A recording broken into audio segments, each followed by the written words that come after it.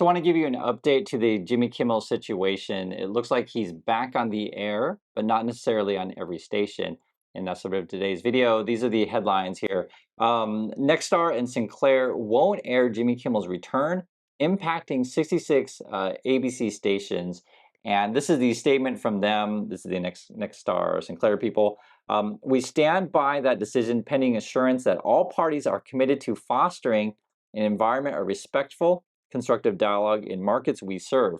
Now, part of this sort of thing to get him back on the air on those stations, I remember seeing that they wanted Kimmel to make an apology and to give money to Charlie Kirk's organization. Now, whether or not Kimmel's going to do either of these things, you can ask Kimmel, but considering they're keeping him off the air, I'm going to assume that Kimmel's probably not going to give them money. In terms of the apology thing, I'm not sure because I had read that Kimmel's going to give his monologue thing tonight. He'll address the Trump stuff, but part of it's been modified. So we'll see how free he is to talk about said things. I'm actually quite curious. And part of the stuff with the late night drama stuff is that some people watch this stuff, some people don't. But generally speaking, the viewership is in decline. I know that's hard for people to hear, especially if you like these shows. And I'll just say this: I've known Jimmy Kimmel since The Man Show. Yes, I do remember that show. I was a kid back then. I know what the jumping on trampoline stuff is. I remember it was a popular show, but I also understand that that's not necessarily appealing to everyone the same way that the late night talk shows aren't necessarily appealing to everyone. And in fact, more and more people are watching streaming.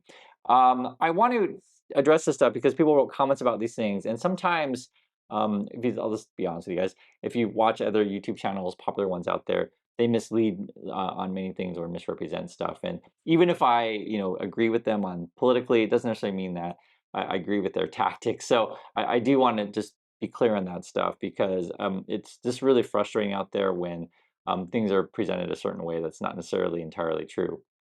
So let me read you some of the comments and I'll show you kind of go what I'm talking about here. This is from Robbie. Robbie says, FYI, Chris, the late night talk shows have YouTube channels. Okay, I agree. With full interviews, monologues, and sometimes behind the scenes. Yep. It's how I got through the pandemic with Seth, Daily Show, Colbert. Yeah, cable is dying, so we both agree on that. But this person says, but late night has a big presence online. Okay. Jocelyn says, Kimmy has over 20.5 million YouTube subscribers worldwide and fans, and where most watch his show and not on ABC. Now, he may have fans worldwide, but we just don't know. I haven't seen any numbers of which countries, which percentage, etc. I just don't know. And you guys can do this for any YouTube channel. If you like it or don't like it, you can look at any channel here. It's on Social Blade, and you can check their subscribers and monthly viewing statistics. So Jimmy Kimmel has 20.8 million subscribers, but subscribers does not tell you the full story.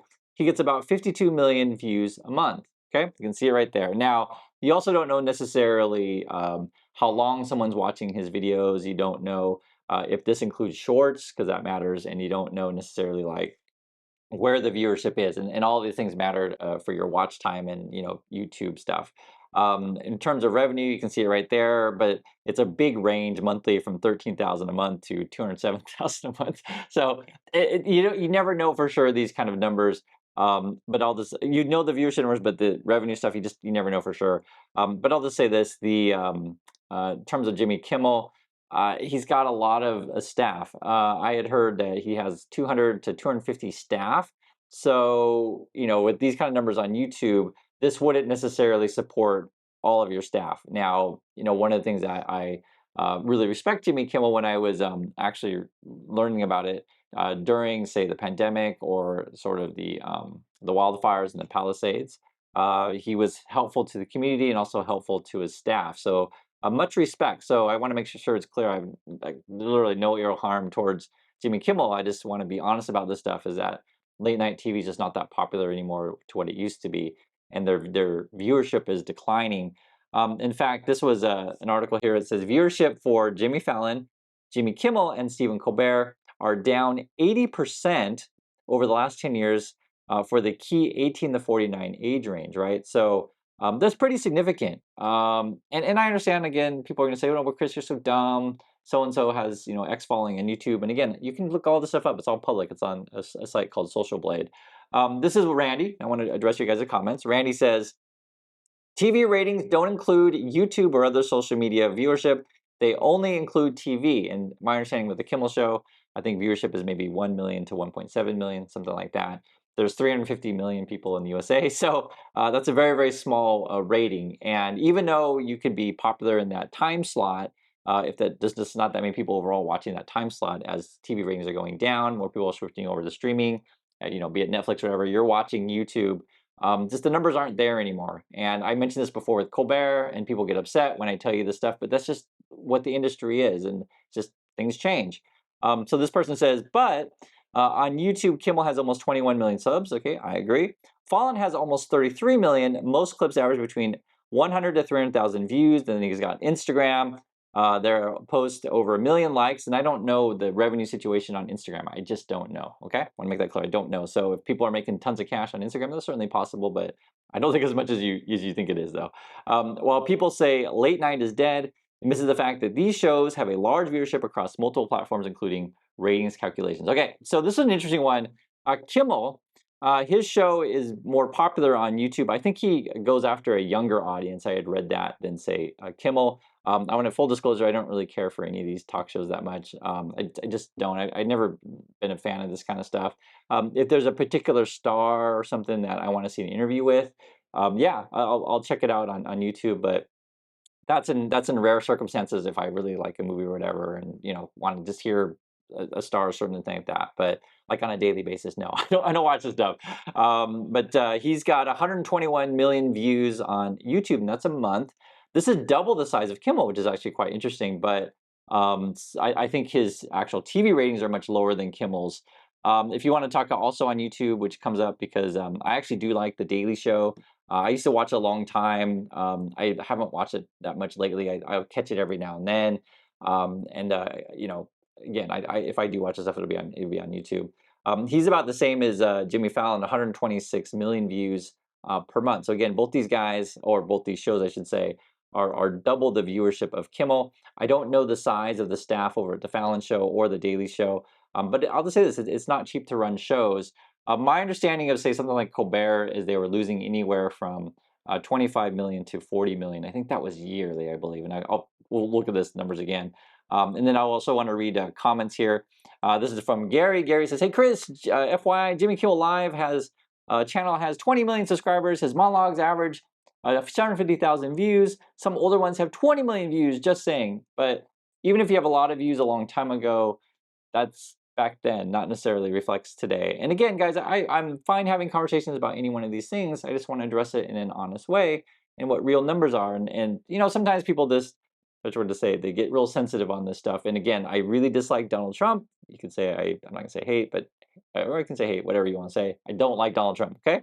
And I also don't like that Donald Trump is trying to take over the media landscape and push people off air, sue people, etc. I really don't like that stuff. But I also acknowledge too that there is some truth to that the late night talk shows just are struggling. And then when people say there's a lot of views online, it's not as big as you think it is. Okay, just want to make that clear. And this is the numbers I was talking about before. It says yeah, right here.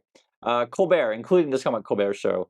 A call for his termination in the fall of 2024. However, CBS maintained the decision was purely financial, citing losses of approximately 40 million annually for the show. And then someone else said maybe it's 25 to 40. So it's not like these are big money makers. And there is a couple of YouTube videos out there, and you can watch mine on this, and I address the topic where other channels will misrepresent how much they make in terms of the late night talk shows. And if you actually read all the stuff and how this game is played, and you kind of know when people are misrepresenting things. So I address that. I don't hit too hard because, to be perfectly frank, you guys get upset. And also, I tell you the truth about this stuff. People get upset if you tell them the truth. So what can you do? It's frustrating. That's YouTube, and part of the YouTube media landscape these days, instead of having like just one or two choices where you're going for a centralized audience. These days, people just focus on like I'm going after a specific audience and just tell my specific audience what they want to hear.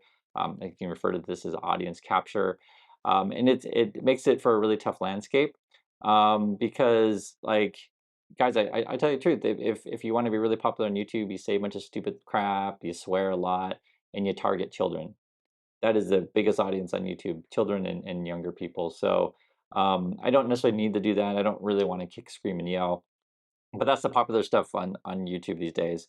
One thing I thought was also interesting, which I didn't know, I just didn't know this one. This came out also. It says Associated Press NRC poll shows who still watches late night talk shows, and it turns out Democrats are more likely to watch talk shows than the Republicans. I thought was kind of interesting. It says here, just under half of Democrats say they watch a late night talk show at least once a month.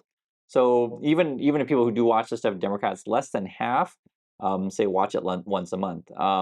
I'm not even at that level. I just don't watch this stuff. So as I said, I just want to be true. I don't like Donald Trump. I don't want him to kick these shows off the air necessarily. But if just people aren't watching, they're not watching.